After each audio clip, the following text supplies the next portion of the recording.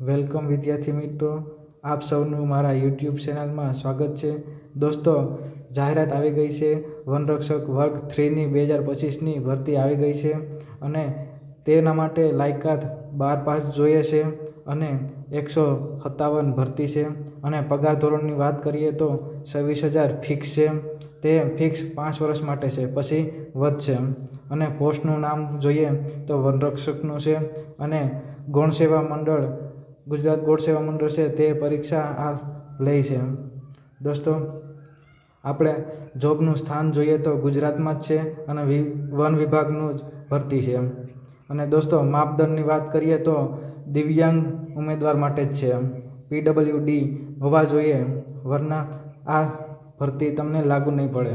દોસ્તો, શૈક્ષણિક લાયકાતની વાત કરીએ તો 12 પાસ હોવા જરૂરી છે અને કોમ્પ્યુટરનું જ્ઞાન તો ફરજિયાત હોવું જરૂરી છે. અને વય મર્યાદાની વાત કરીએ તો આપણે સામાન્ય વિકલાંગ પુરુષ માટે 10 વર્ષની છૂટછાટ છે અને મહત્તમ 43 વર્ષ સુધી લાગુ રહેશે. અને સામાન્ય દિવ્યાંગ મહિલા માટે 15 વર્ષની છૂટછાટ છે અને 45 વર્ષ મહત્તમ છે. અને દિવ્યાંગ પુરુષ જે અનામત માટે છે, SC/ST માટે, તેના માટે 15 વર્ષની છૂટછાટ છે અને મહત્તમ 45 વર્ષ છે. અને દિવ્યાંગ મહિલા SC/ST માટે આપણે 20 વર્ષની છૂટછાટ છે અને મહત્તમ 45 વર્ષ છે.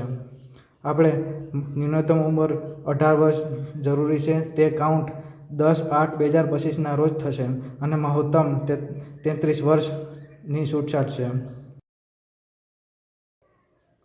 આપણે શારીરિક ધોરણની પુરુષ માટે ઉમેદવાર માટે વાત કરીએ તો ST અનામત માટે આપણે 155 સેન્ટીમીટર ઊંચાઈ છે અને છાતી સામાન્ય 79 સેન્ટીમીટર છે અને છાતી ફૂલાવેલી 85 સેન્ટીમીટર છે અને વજન 55 કિલો છે.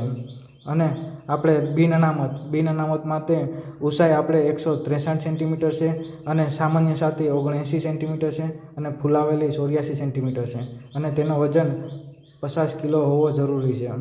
આપણે ભૌતિક ધોરણ મહિલા માટે જોઈએ તો ST અનામત વર્ગ માટે 145 સેન્ટીમીટર ઊંચાઈ હોવી જોઈએ અને 45 કિલો વજન હોવો જોઈએ. અને બિન અનામત મહિલા ઉમેદવાર માટે 150 સેન્ટીમીટર ઊંચાઈ હોવી જોઈએ અને 45 કિલો વજન હોવો જોઈએ.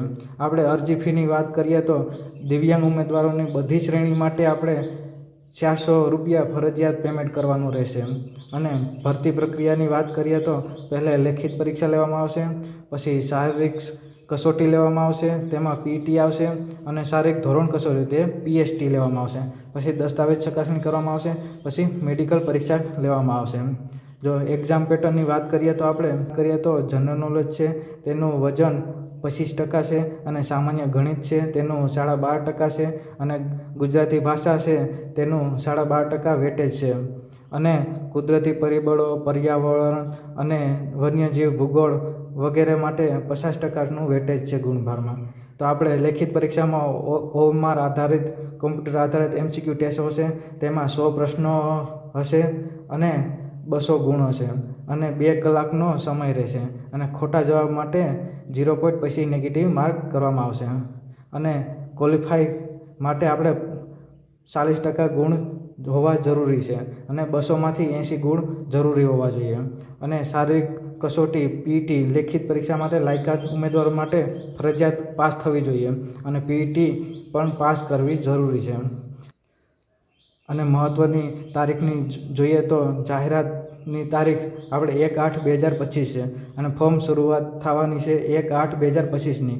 અને ફોર્મ ભરવાની છેલ્લી તારીખ છે 10/8/2025 અને ફી ભરવાની છેલ્લી તારીખ છે 12/8/2025.